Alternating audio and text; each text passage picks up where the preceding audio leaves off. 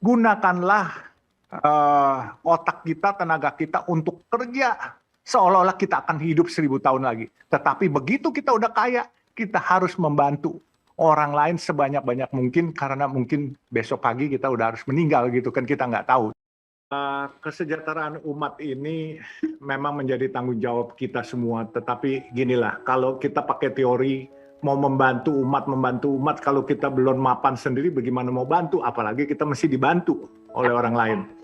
Jadi oleh sebab itu, kalau menurut saya, kalau mau menjadi orang Islam, harus ikuti ajaran Islam. Orang Islam itu harus kaya. Kaya tapi jangan kaya karena korupsi, kaya karena kerja keras.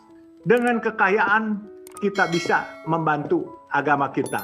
Jangan manfaatkan agama kita untuk membantu ekonomi kita. Jadi maksud saya ini, gunakanlah otak kita, tenaga kita untuk kerja. Seolah-olah kita akan hidup 1000 tahun lagi. Tetapi begitu kita udah kaya, kita harus membantu orang lain sebanyak-banyak mungkin, karena mungkin besok pagi kita udah harus meninggal gitu kan, kita nggak tahu. Jadi kalau Buya bilang, carilah uang seolah-olah engkau akan hidup 1000 tahun lagi, tapi berbuatlah baik sebanyak-banyaknya seolah-olah engkau akan mati besok pagi. Jadi setelah saya lewatin ini semua, teman-teman milenial, pengusaha-pengusaha, niatnya semua baik. Apalagi orang yang teman-teman di Islam diajarkan, kita harus sadako atau apa. Tapi gini, jangan sadako yang nggak kepuguan. Kalau punya duit 1000, jangan 1000-1000-nya disedekahin. Iya kan, kalau punya duit 1000, sedekahin dulu 1-2 perak gitu. Terus sambil cari duit, diberanakin dulu nih duit. Kalau ada banyak lagi, tambahin lagi 1-2 perak. Bukan kita pelit, tetapi harus ngukur. Jadi tidak mungkin kucuk-kucuk orang sedekah langsung Allah yang balas. Allah cuma balas memperlancar kita punya rezeki. Tapi bukan memberikan rezeki kita, menukar rezeki kita. Kalau sedekah 1000 diganti 10.000. Itu salah kaprah itu. Gini, sedekah itu wajib. Sedekah itu kan tidak berupa materi saja. Kalau kita materinya nggak cukup, jangan kasih sedekah materi. Kasih nasihat, jangan, itu sedekah. Menunjukkan orang jalan juga sedekah. Memberi orang minum walaupun 2 tetes, 3 tetes air, itu juga sedekah. Terus kalau ada orang mungkin sakit, tangannya terkilir, kita bantu pun urut-urut, itu juga sedekah. Jadi makanya sedekah itu jangan berpikiran bahwa kalau uang pasti diganti 70 kali atau 700.000 kali. Jangan. Jadi perbuatan baik kita itu dicatat.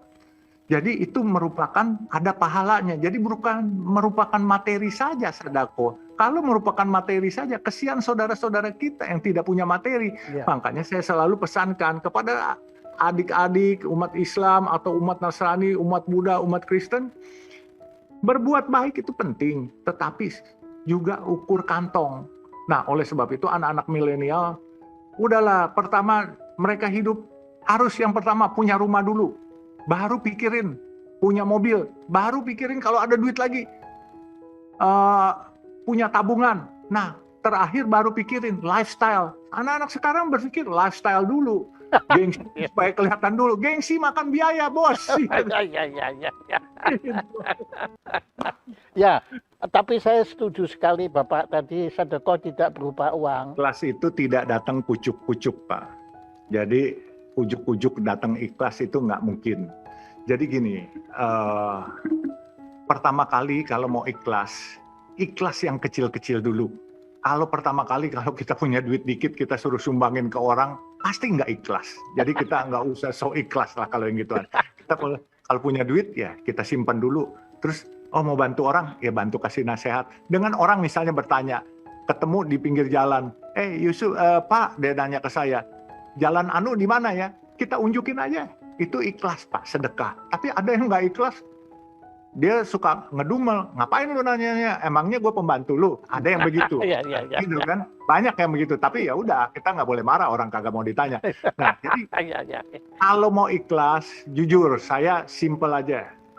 Cari duit sebanyak-banyaknya. Kalau engkau kaya, pasti engkau ikhlas. Kalau engkau masih susah, engkau nggak mungkin ikhlas. Itu kasih materinya.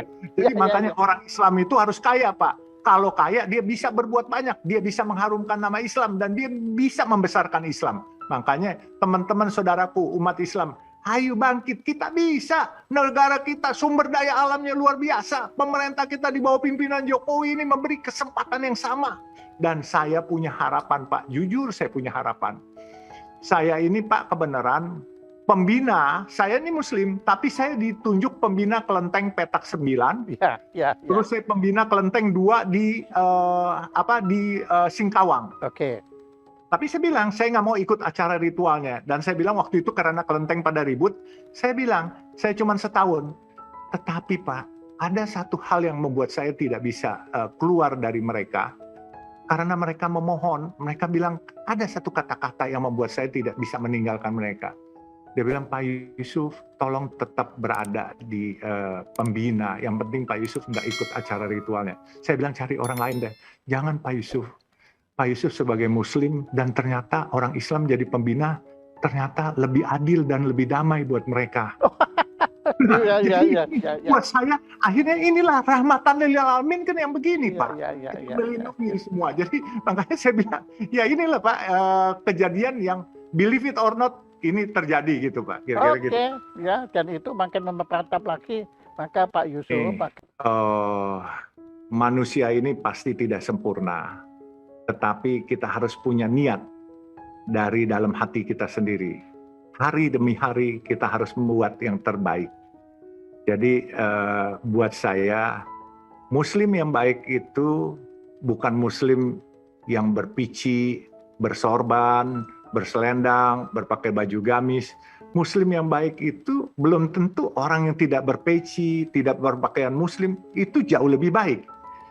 Bahkan banyak, ya maaf saja, saya kalau disuruh memakai peci atau sarungan atau apa, sebenarnya Muslim ini tidak beridentik dengan orang yang pakai sarungan. Justru kita harus bikin Muslim ini Muslim yang moderat, Muslim yang kelihatan hebat, Muslim yang kelihatan bagus, Muslim yang kelihatan melindungi semua pihak. Nah, oleh sebab itu saya selalu katakan, saya ini Muslim yang pakai celana jin, Muslim yang tidak berpeci. Jadi maaf saya tidak pakai baju koko, karena buat saya, biarlah yang penting yang tahu ini kan saya Islam, saya taat kepada Tuhan, kan saya punya diri sendiri. Jadi kan hubungan saya dengan Tuhan saya itu cuma saya yang tahu. Saya mau baik tidak baik, buat apa? Saya di depan pencitraan, di luar saya lihat baik. Pulang di rumah, pembantu kita kagak kasih makan. Buat apa begitu? Ya kan? Lebih baik jalan aja apa adanya. Kehormatan yang berikan Tuhan. Manusia boleh punya pencitraan A, B, C, tapi kalau Tuhan udah buka aibnya, selesai. Enggak. Makanya berbuat apa adanya saja. Pak Jaya supaya tahu ya, saya punya asisten rumah tangga. Saya punya sebagian asisten security di rumah. Itu saudara-saudara kita dari Flores. Dan mereka beragama Katolik. Asisten rumah tangga saya, setiap hari Minggu, saya suruh supir saya anterin ke gereja katedral. Setelah itu mereka mau jalan-jalan ke keluarganya, berinteraksi sampai sore pulang. Jadi nggak ada masalah buat kami, dan itu bisa dicek. Bahkan yang lucu, saudara-saudara kita yang dari Flores, dari Kupang itu, saya suka bercanda, ketawa sama saudara-saudara kita ini. Karena mereka, saudara-saudara kita ini kan rambutnya agak keriting gitu kan, saudara-saudara kita dari Flores. Satu hari, saya ditelepon nyonya saya. Katanya, kesian pembantu kita. Kenapa? Itu kepalanya. Halo? Jadi rontok, terus kulit kepalanya kena. Langsung saya bawa ke rumah sakit. Jadi saya bilang sama saudara-saudara kita, sudahlah, Allah sudah kasih kamu keriting bagus, kita yang lurus rambutnya aja kepengen keriting, yang keriting kepengen lurus, bagaimana sih? Saya bilang. Nah, yang lucu, ada yang akhirnya dia keriting. Dia keriting Pak, dia keriting 2 minggu kemudian balik lagi rambutnya. Saya bilang, udah itu karunia Tuhan. Jadi kita yang lurus Pak, selalu coba deh, istri-istri kita kalau ke salon maunya dikeriting. Nah saudara-saudara kita yang di sana, dia maunya dilurusin gitu, mau ikut orang kota. Iya. Ya, saya setuju sekali dan saya adalah orang yang bukan muslim tapi sarungan. Nah, itu loh, yang lebih parah lagi, kacau balau.